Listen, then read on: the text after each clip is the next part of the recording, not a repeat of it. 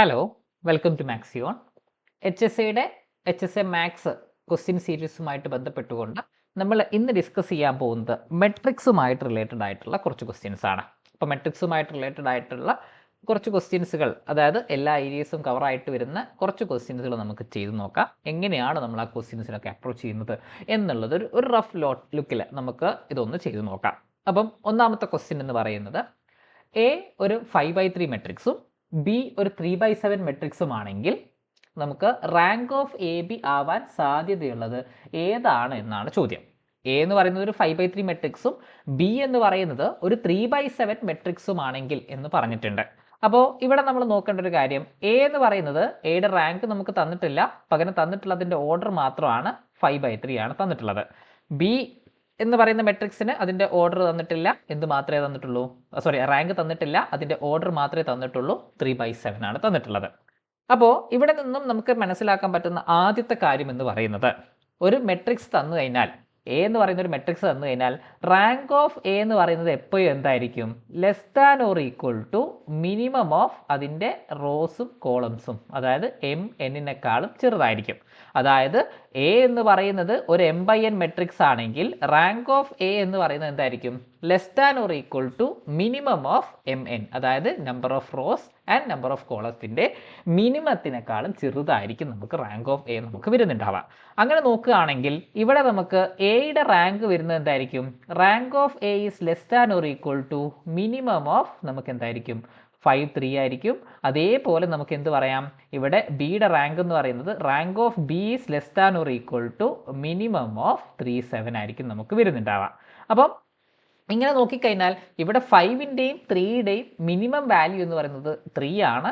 അതുകൊണ്ട് rank of A less than or equal to 3 ആയിരിക്കും. Rank of B എന്ന് പറഞ്ഞാൽ 3യുടെയും 7ൻ്റെയും മിനിമം വാല്യൂ എന്ന് പറഞ്ഞാൽ 3 ആണ്. അതുകൊണ്ട് റാങ്ക് ഓഫ് ബിയും 3നേക്കാളും ചെറുതായിരിക്കും.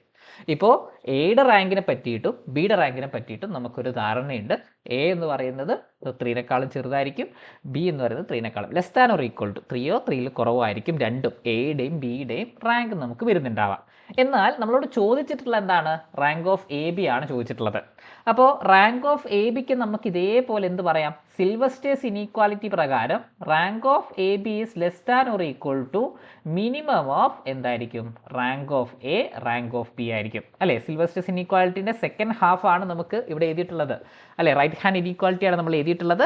Rank of A B is less than or equal to minimum of rank of A rank of B എന്നുള്ളത്.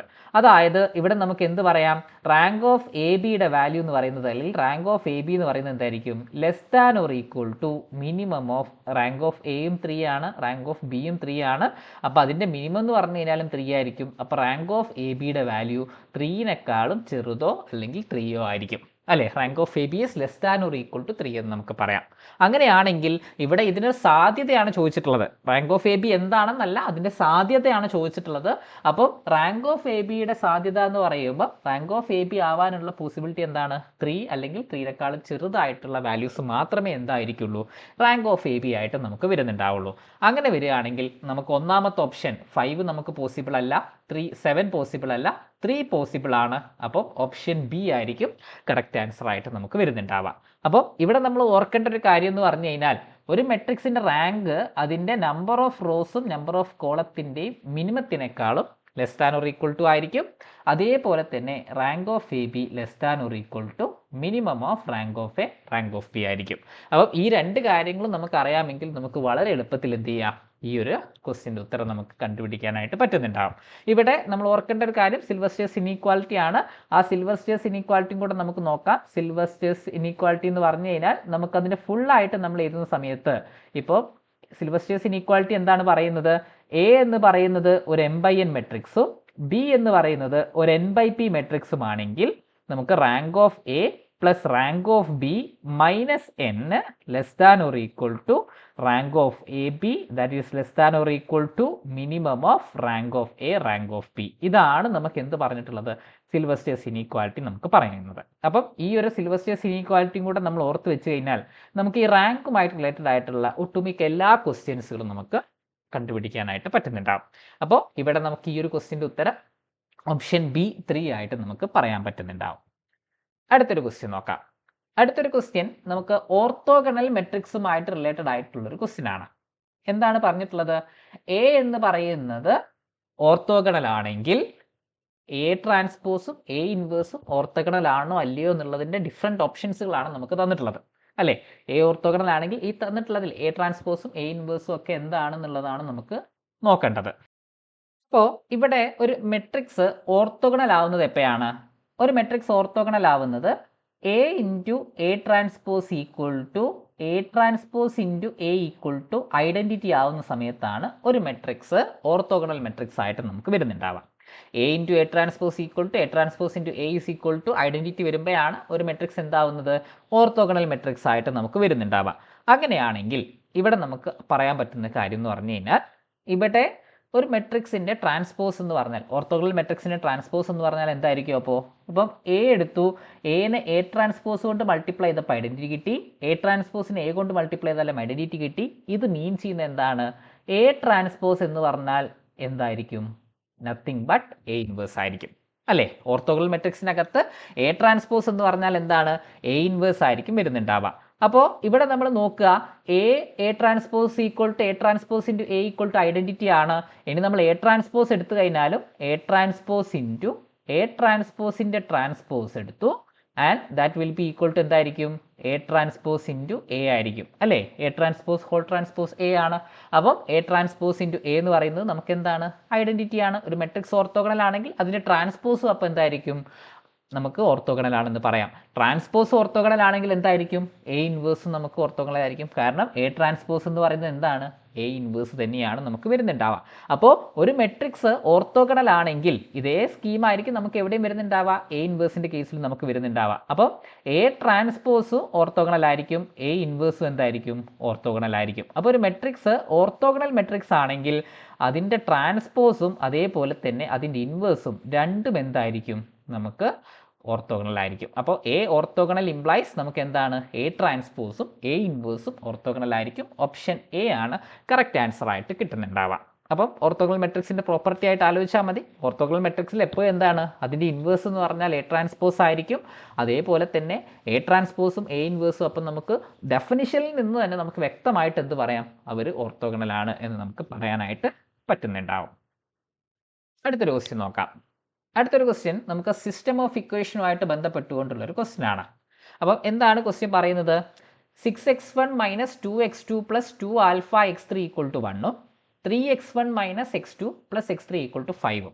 ഈ രണ്ട് ഇക്വേഷൻസ് അല്ലെങ്കിൽ ഈ സിസ്റ്റം ഓഫ് ഇക്വേഷൻസ് എടുത്തു കഴിഞ്ഞാൽ ഈ സിസ്റ്റം ഓഫ് ഇക്വേഷൻസിന് സൊല്യൂഷൻസ് ഇല്ല അല്ലെങ്കിൽ പരിഹാരമില്ല എന്നാണ് പറഞ്ഞിട്ടുള്ളത് അല്ലേ? ഈ സമവാക്യങ്ങൾക്ക് പരിഹാരമില്ലെങ്കിൽ ആൽഫയുടെ വില എന്താണെന്നാണ് ചോദിച്ചിട്ടുള്ളത്. അപ്പം ഇവിടെ നമുക്ക് തന്നിട്ടുള്ള സിസ്റ്റം ഓഫ് ഇക്വേഷന് സൊല്യൂഷൻ എക്സിസ്റ്റ് ചെയ്യുന്നില്ല. അങ്ങനെയാണെങ്കിൽ ആൽഫയുടെ വാല്യൂ എന്താണ് എന്നാണ് ചോദ്യം. അപ്പോൾ സിസ്റ്റം ഓഫ് ഇക്വേഷനിലെ ക്വസ്റ്റ്യൻസിനൊക്കെ ആൻസർ ചെയ്യാൻ നമുക്ക് മൂന്ന് കാര്യങ്ങളെ നമുക്ക് ആവശ്യമുള്ളൂ. ഒന്നാമത്തത് നമുക്ക് എന്ത് വേണം? നമ്മുടെ സിസ്റ്റം ഓഫ് ഇക്വേഷന് കറസ്പോണ്ടിങ് ആയിട്ട് നമ്മളതിനെ മെട്രിക്സ് റെപ്രസെൻറ്റേഷൻ കൊടുക്കുന്നു. ആ മെട്രിക്സ് റെപ്രസെൻറ്റേഷനിൽ നിന്നും rank of augmented matrix A B equal to rank of എയും and that is equal to number of വേരിയബിൾസും, എത്ര വേരിയബിൾസ് ഉണ്ടോ ആ നമ്പറിനോട് ഈക്വലും ആണെങ്കിൽ നമുക്ക് എന്തായിരിക്കും? ആ സിസ്റ്റം ഓഫ് ഇക്വേഷനകത്ത് യുണീക്ക് സൊല്യൂഷൻ ആയിരിക്കും വരുന്നുണ്ടാവുക. അതായത് ഒറ്റ സൊല്യൂഷൻ മാത്രമായിരിക്കും ഈ ഒരു കേസിൽ നമുക്ക് വരുന്നുണ്ടാവുക. ഇനി രണ്ടാമത്തത് എന്താണ്? രണ്ടാമത്തത് നമുക്ക് rank of augmented matrix A B rank of എനോട് ഈക്വൽ ആവുന്നു. പക്ഷേ അത് എന്തിനോട് ഈക്വൽ ആയിരിക്കില്ല? നമ്പർ ഓഫ് വേരിയബിൾസിനോട് ഈക്വൽ ആയിരിക്കില്ല. അപ്പോൾ നമ്പർ ഓഫ് വേരിയബിൾസിനോട് ഈക്വൽ അല്ലാത്ത കേസ് ഇവിടെ റാങ്ക് ഓഫ് എ ബിയും റാങ്ക് ഓഫ് എയും ഈക്വൽ ആയിരിക്കും, പക്ഷേ നമ്പർ ഓഫ് വേരിയബിൾസിനോട് ഈക്വൽ ആയിരിക്കില്ല. അവിടെ നമുക്ക് എന്തുണ്ടായിരിക്കും? Infinite number of solutions exist ചെയ്യുന്നുണ്ടാവും. അതാണ് നമുക്ക് രണ്ടാമത്തെ കാര്യം. ഇനി മൂന്നാമത്തത് നമുക്ക് എന്താണ്? റാങ്ക് ഓഫ് എ ബിയും റാങ്ക് ഓഫ് എയും ഈക്വൽ അല്ലാത്ത കേസാണ്. Rank of A B not equal to rank of A ആണെങ്കിൽ അവിടെ നമുക്ക് എന്തുണ്ടാവില്ല?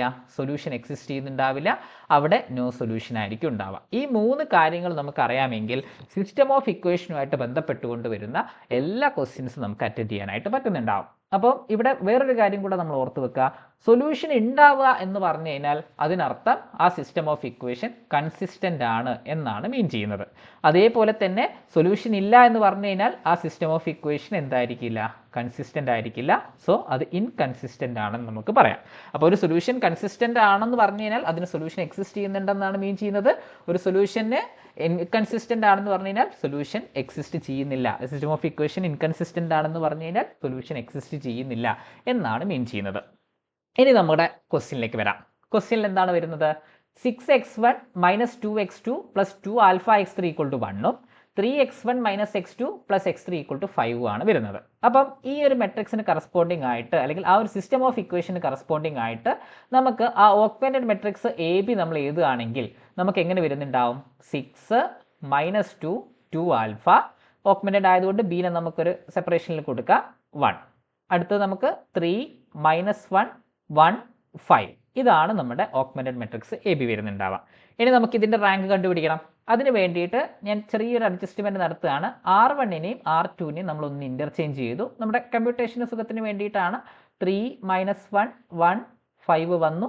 ഇനി നമുക്ക് എന്താണ്? 6 - 2 2α 1 വന്നു. ഇതാണ് നമുക്ക് ഫസ്റ്റ് ഓപ്പറേഷൻ ആയിട്ട് വരുന്നത്. ഇനി എന്ത് ചെയ്യാണ്? നമ്മൾ R2ൽ നമ്മൾ എന്ത് മാറ്റം വരുത്തുന്നു? R2ൽ നമുക്ക് R2 - 2R1 ചെയ്യാം. R2ൽ നമുക്ക് R2 - 2R1 ചെയ്താൽ ഫസ്റ്റ് റോയിൽ നമുക്ക് മാറ്റങ്ങളൊന്നുമില്ല. 3 - 1 1 5 ഉണ്ടാവും. 6 - 6 0 ആയിരിക്കും. 2 - 2 0 ആയിരിക്കും. 2α - 2 എന്നായിരിക്കും വരുന്നുണ്ടാവുക. ആൻഡ് നമുക്ക് എന്ത് വരുന്നുണ്ടാവും? 1 - 10 1 - 10 എന്ന് പറഞ്ഞാൽ -9 ആയിരിക്കും വരുന്നുണ്ടാവുക. അപ്പം ഇവിടെ എന്ത് പറഞ്ഞിട്ടുണ്ട്? ഈ സിസ്റ്റം ഓഫ് ഇക്വേഷന് സൊല്യൂഷൻ എക്സിസ്റ്റ് ചെയ്യുന്നില്ല. അപ്പോൾ സൊല്യൂഷൻ എക്സിസ്റ്റ് ചെയ്യുന്നില്ല എന്ന് പറഞ്ഞു കഴിഞ്ഞാൽ rank of augmented matrix A B എന്തിനോട് ഈക്വൽ ആയിരിക്കില്ല? റാങ്ക് ഓഫ് എയോട് ഈക്വൽ ആയിരിക്കില്ല. ഇവിടെ ഇത്രയും പാർട്ട് എന്ന് പറയുന്നത് എന്താണ്? റാങ്ക് ഓഫ് എ ആണ് അല്ലേ? ഈ ഫുൾ പോർഷൻ ആണ് നമുക്ക് എന്ത് വരിക? Rank of augmented matrix A B വരുന്നുണ്ടാവാം. അപ്പം അത് ഈക്വൽ അല്ലാതിരിക്കണം എന്നുണ്ടെങ്കിൽ അവിടെ എന്ത് പോസിബിൾ ആയിരിക്കണം? 2α - 2 = 0 ആയിരിക്കണം. 2α - 2 = 0 എന്ന് പറഞ്ഞു കഴിഞ്ഞാൽ 2α = 2 എന്നും നമുക്ക് അവിടെ നിന്നും ആൽഫയുടെ വാല്യൂ എന്താണെന്ന് പറയാം? 1 ആണെന്നും പറയാം. അപ്പോൾ ആൽഫ = 1 എന്ന് പറയുന്ന അല്ലെങ്കിൽ ആൽഫയുടെ വാല്യൂ 1 ആകുമ്പോഴാണ് നമുക്ക് ഈ തന്നിരിക്കുന്ന സിസ്റ്റം ഓഫ് ഇക്വേഷന് എന്തില്ലാതിരിക്കുന്നത്? സൊല്യൂഷൻ ഇല്ലാതിരിക്കുന്നത്. സോ ഓപ്ഷൻ സി ആണ് കറക്റ്റ് ആൻസർ ആയിട്ട് കിട്ടുന്നുണ്ടാവാം. അപ്പോൾ ഇവിടെ നമ്മുടെ സിസ്റ്റം ഓഫ് ഇക്വേഷന് കറസ്പോണ്ടിങ് ആയിട്ട് വരുന്ന ക്വസ്റ്റ്യൻസ് ഒക്കെ നമുക്ക് ഈ ഒരു 3 തിയറി ഉപയോഗിച്ചുകൊണ്ട് നമുക്ക് വളരെ എളുപ്പത്തിൽ കണ്ടുപിടിക്കാനായിട്ട് പറ്റുന്നുണ്ടാവും. അടുത്ത ക്വസ്റ്റ്യൻ നോക്കാം. അടുത്ത ക്വസ്റ്റ്യൻ എന്ന് പറയുന്നത് എ എന്ന് പറയുന്നത് ഒരു 2/2 മെട്രിക്സ് ആണ്. ആ 2/2 മെട്രിക്സിൻ്റെ ഡിറ്റർമിനൻറ്റ് തന്നിട്ടുണ്ട്, ട്രേസും തന്നിട്ടുണ്ട്.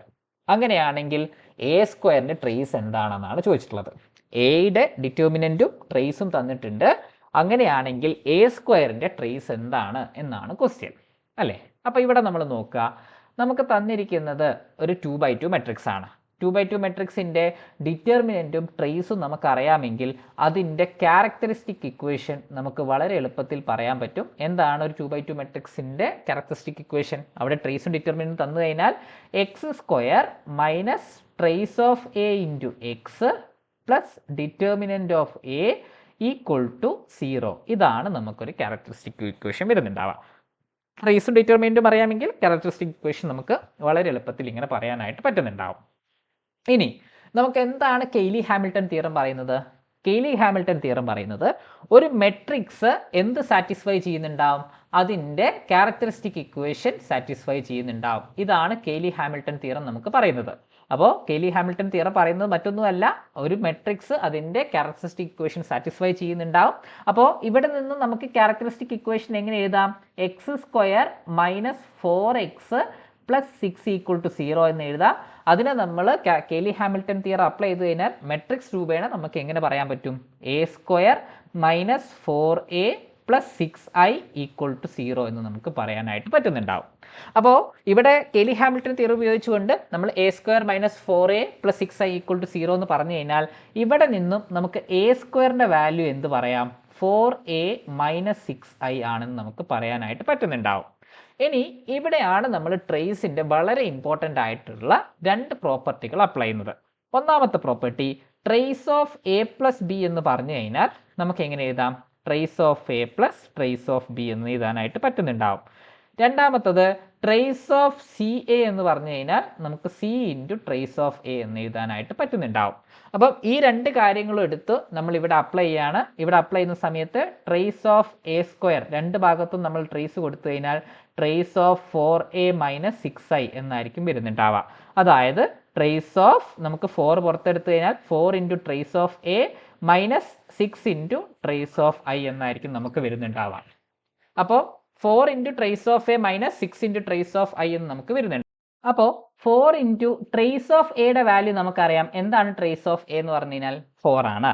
Minus 6 into trace of I. Trace of I എന്ന് പറയുന്നത് ഐ നമുക്ക് വരുന്ന എന്തായിരിക്കും? ഒരു 2/2 മെട്രിക്സ് ആണ് അല്ലേ? നമ്മൾ എടുക്കുന്ന ഒരു 2/2 മെട്രിക്സ് ആയതുകൊണ്ട് തന്നെ ട്രേസ് ഓഫ് ഐ എൻ ആണെങ്കിൽ നമുക്ക് എന്ത് വരുന്നുണ്ടാവും? എൻ വരുന്നുണ്ടാവും. ഒരു n/n മെട്രിക്സ് ആണെങ്കിൽ ട്രേസ് n ആണ്. അപ്പോൾ ഇവിടെ നമുക്ക് വരുന്ന എന്താണ്? നമുക്ക് ഒരു 2/2 മെട്രിക്സ്. 2/2 മെട്രിക്സ് എന്ന് പറഞ്ഞു കഴിഞ്ഞാൽ 2/2 ഐഡന്റിറ്റി മെട്രിക്സ് എന്ന് പറയുമ്പോൾ 1 0 0 1 ആയിരിക്കും. അവിടെ നമുക്ക് ഡയഗണൽ എലിമെന്റ്സിന്റെ സം എന്ന് പറയുന്നത് നമുക്ക് എന്തായിരിക്കും? 2 ആയിരിക്കും. അപ്പോൾ ജനറലി നമുക്ക് ട്രേസ് ഓഫ് ഐ ഒരു n/n മെട്രിക്സ് ആണെങ്കിൽ, ഐഡന്റിറ്റി മെട്രിക്സ് ആണെങ്കിൽ ട്രേസ് ഓഫ് എ എന്ന് പറയുന്നത് എന്തായിരിക്കും? n ആയിരിക്കും വരുന്നുണ്ടാവുക. അപ്പോൾ ഇവിടെ 2/2 ആയതുകൊണ്ട് ട്രേസ് ഓഫ് ഐ എന്തായിരിക്കും? 2 ആയിരിക്കും വരുന്നുണ്ടാവുക. അപ്പം അവിടെ നമ്മൾ നോക്കുകയാണെങ്കിൽ 16 മൈനസ് 12 ആയിരിക്കും നമുക്ക് എന്ത് കിട്ടുക? ട്രേസ് ഓഫ് എ സ്ക്വയർ ആയിട്ട് കിട്ടുന്നുണ്ടാവുക. അപ്പോൾ trace of A square 16 minus 12 എന്ന് പറഞ്ഞു കഴിഞ്ഞാൽ നമുക്ക് എന്ത് പറയാം? 4 എന്ന് പറയാൻ പറ്റും. അപ്പോൾ ഇവിടെ ട്രേസ് ഓഫ് എ സ്ക്വയർ എന്ന് പറയുന്നത് എന്താണ്? 4 ആണ് നമുക്ക് കിട്ടുന്നുണ്ടാവുക. അപ്പം ഇവിടെ നമുക്ക് ക്യാരക്ടറിസ്റ്റിക് ഇക്വേഷൻ എഴുതി കഴിഞ്ഞാൽ വളരെ എളുപ്പത്തിൽ എന്ത് ചെയ്യാൻ പറ്റും? ഈ ട്രേസിൻ്റെ പ്രോപ്പർട്ടികൾ അപ്ലൈ ചെയ്ത് കഴിഞ്ഞാൽ ഇവിടെ നമ്മൾ ഓർത്ത് വെക്കേണ്ടത് ഈ ട്രേസിൻ്റെ പ്രോപ്പർട്ടികളാണ്. ഈ ട്രേസിൻ്റെ പ്രോപ്പർട്ടികളുടെ കൂടെ നമ്മുടെ ക്യാരക്ടറിസ്റ്റിക് ഇക്വേഷൻ കണ്ടുപിടിക്കുന്ന ഫോർമുലയുടെ കൂടി കഴിഞ്ഞാൽ ഈ രണ്ട് കാര്യങ്ങൾ അറിയാമെങ്കിൽ നമുക്ക് വളരെ എളുപ്പത്തിൽ ഈ ഒരു ക്വസ്റ്റ്യൻ സോൾവ് ചെയ്യാനായിട്ട് പറ്റുന്നുണ്ടാവും. അപ്പോൾ ഇവിടെ നമുക്ക് ആൻസർ ആയിട്ട് എന്ത് വരുന്നുണ്ടാവും? ഓപ്ഷൻ ഡി 4 ആണ് നമുക്ക് കറക്റ്റ് ആൻസർ ആയിട്ട് കിട്ടുന്നുണ്ടാവുക. അടുത്തൊരു ക്വസ്റ്റ്യൻ നോക്കാം. എ ബി എന്നിവ ഒരേ ഓർഡറിലുള്ള സ്ക്വയർ മെട്രിക്സ് ആണ്. സെയിം ഓർഡറിലുള്ള രണ്ട് സ്ക്വയർ മെട്രിക്സ് ആണ് എയും ബിയും.